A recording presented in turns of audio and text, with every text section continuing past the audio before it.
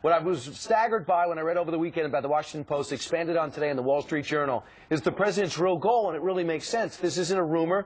He's getting money together, picked up the phone and called Nancy Pelosi, says, my goal is to make you speaker again, so the next 2 years he's going to be spending, campaigning, raising money to the tune of $50 million.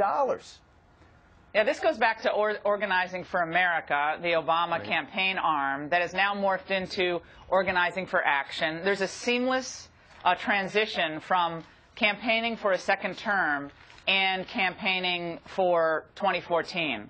So what the American taxpayers should understand is whether you're Republican or Democrat, what you're paying for is not really serious governance. What you're paying for is the perpetual campaign. And we have been talking about this on Fox and Friends almost from the beginning, from the first inauguration, that okay, now it's time to govern. No, now it's time to demonize. Now it's time to isolate. Now it's time to call out all these conservative groups. It's Fox's fault. It's talk radio's fault. It's Boehner's fault. It's McConnell's fault. And then put together and stitch together your group of constituencies that make up the next Democratic victory. Do you think it's changed, Laura? Do you think it's changed now? Because yesterday there was the op-ed in the New York Times by Bill Keller, normally favorable to the president, which this one was not.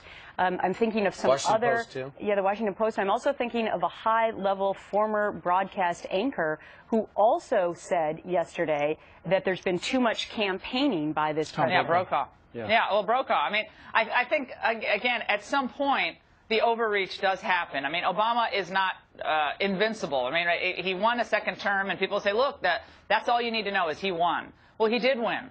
But now the country wins. And remember, 2016, it seems like it's far off in the distance, but it's right around the corner. And the Democrats who are looking forward to that are going to say, okay, well, whether it's Hillary or someone else running, they are going to have to talk about what happened on the watch of the president.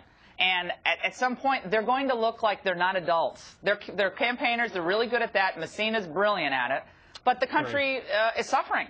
And it depends on how good the Republicans are at actually setting the table here. In the past, they've been pretty abysmal at messaging and explaining this to the American people.